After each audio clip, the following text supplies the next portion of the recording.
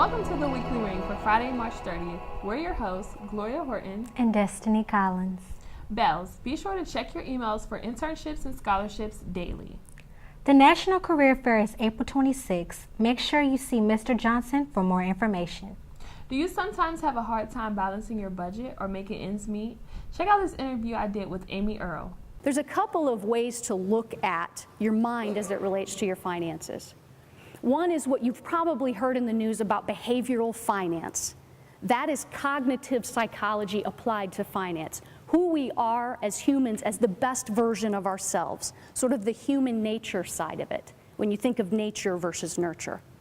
Financial psychology is aimed at the clinical side of psychology. Who we are based on what we have learned throughout our lives and how that impacts our decisions. It's absolutely fascinating stuff, and I'm going to be sharing some of that stuff with you today.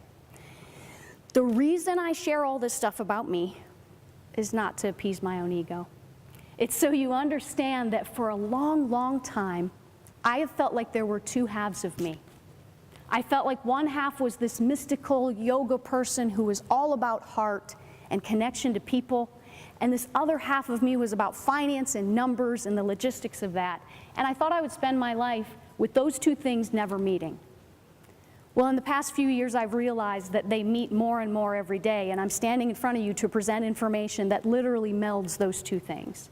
What kind of patterns would you learn from a family whose parents may have spent the money on their personal needs or drugs? That's a really interesting question. And interestingly enough, in financial psychology, that issue is addressed.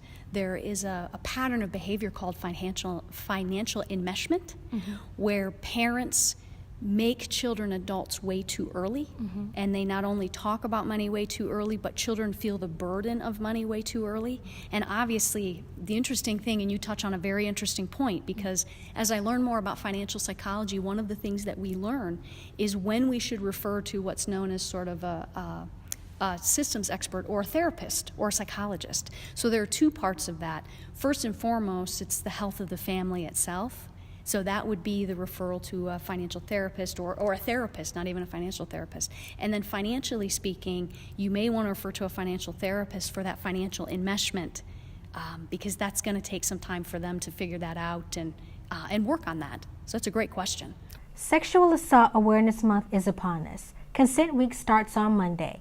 Be sure to come out to the Own Your Truth Forum with special guest speaker, author Wendy Petit Spicer.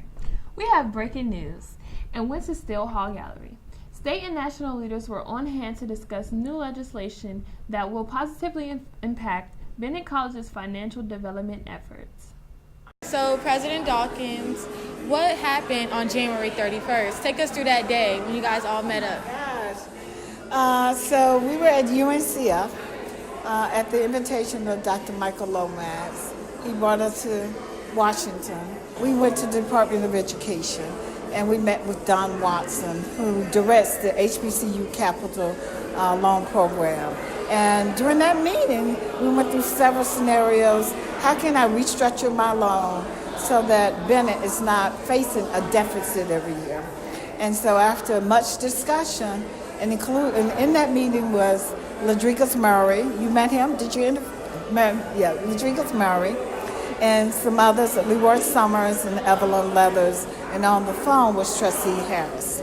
And so during that meeting, we left that meeting with a deferment idea that of my $1.8 million that I pay per year, that why don't you allow me not to pay $1 million for a year, that year. So start off as Bennett College, and then we went over to the Congress and met with them, and met with Alma Adams, Congressman Alma Adams, and she told me I need to see my Congressman Ted Budd. So that's how it all got started. Meeting with Alma, then eventually meeting with Ted Budd, but it was Ted Budd's staff that co-wrote the language that goes into the bill. It's called the Omnibus Bill that President Trump signed into law last Friday. And then this issue came up about Bennett College and needing some loan deferral. They just needed some running room in order to be able to get some room to rebuild the enrollment. And so the Congresswoman came to us as well as President Dawkins, we were able to get some pretty neat things done. And how does it feel to have a law passed in just 2 months? It's quite miraculous. This is Holy Week, this is Easter week, so we give thanks to God for his faithfulness. And it was great also to see some good bipartisan work with Dr. Adams, and we're grateful for that accomplishment. UNCF has been partnering with Bennett now for 75 years. And this has been a period of challenge in recent years with the great, with the Great Recession and Parent Plus loans and all sorts of sort of really gut-wrenching challenges. But throughout that, Bennett has been determined to find, systemic solutions to issues that will put this wonderful institution back on the path. I thank you, Bennett College, for giving me 40 wonderful years on this campus, for not only what I've learned, but for the opportunity to interact with so many profound, phenomenal young women. So this is a day of celebration. Listen, it's nothing but joy in my heart. I thank you all so very much for keep sticking with us now. And let's make sure that we get things right. Bells, make sure you sign up for the Leadership Development Institute for Women. The Women's Empowerment Conference is April 13th through the 15th. Join SGA and SUAB for the Ebony Soul Theme release party on April 8th at 8 p.m. in each resident hall. Come out next Friday and support our Bennett Bells who are participating in Interdisciplinary Research Day. Hello everyone, my name is Kayla Stevenson and we are happy to welcome Ophelia Murray into the studio today. Ophelia will be participating in IRD. I'm so happy to be participating in Interdisciplinary Research Day next week. I have been doing research on modern day slavery. I have been working with Dr. Bookman and we have been studying different countries and how they use scorecard diplomacy. And scorecard diplomacy basically just rates different countries on their efforts in alleviating human trafficking and modern day slavery. Wow, Ophelia, that sounds really touching. I hope everyone takes advantage of that opportunity to get to know more information about that. And as you can see, today I'm dressed down, looking crazy. But I went around campus and asked students what is their go-to hairstyle when they're on campus or when they're running late for class. Hi, my name is Kayla Stevenson, and today I'm here with Jayla Barnes.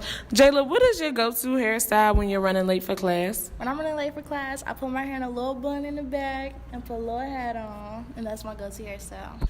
Anna, what is your go-to hairstyle when you're running late for class? Well, I just throw a hat on top of my head, but I always make sure that my hair is moisturized. Jamie, what is your go-to hairstyle when you're running late for class?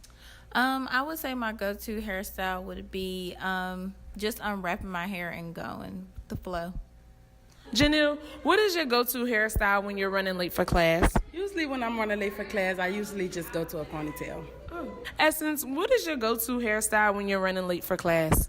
Well, I love a bun, whether it's a top messy bun or whether it's a nice slick back, sleek donut bun. I just love buns, period, lay the baby hairs and all that good stuff. Kyra, what is your go-to hairstyle when you're running late for class? When I'm running late for class, my go-to hairstyle is to throw in a wig, any wig I can find that's available to me in my room. I got another one for you, Kayla. What is it? The wash and go. The faithful. Yes, super easy. Every natural's fave. You just get in the shower, wash your hair, grab your favorite leave-in conditioner, all your favorite natural products, and you go. Yes. So everyone, IRD Day is coming up. Make sure you come out, participate, or support your Bennett sister. The event is free, and we look forward to seeing your go-to hairstyles. See you all at IRD. Thank you. Now here's a special episode of McLean's Minutes. This is Natalie McLean, and welcome to McLean's Minutes. This Sunday, April the 1st, will mark the celebration of the resurrection of Jesus Christ.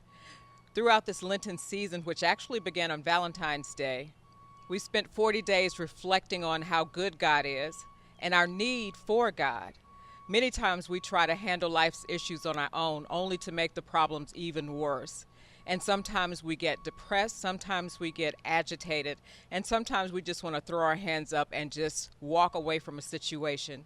But during this time, we have had opportunity to just talk to God, to pray, to do some fasting, and to really realize our need for God. We're very excited about the resurrection of Christ because for Christians, that is a time that celebrates that there is life after this life and that death really has no power over us in the long run. I remember as a little girl, Easter was my favorite time of year because it comes in the spring, which also is in line with my birthday. And it's interesting as we watch the trees, particularly on this campus on our quad, how during the fall and the winter seasons, they look as though they are dead. They have no leaves on the trees, but always remember, even though there's nothing that's visible, on the inside there is much life stirring and just waiting to be born again. So this time of year is very exciting because life happens again and there's color, the birds are singing, and there's such variety in the expression of God's glory. That's what Easter means to us. Not only that, but Easter means that we were loved so much that one person sent his son to die for us.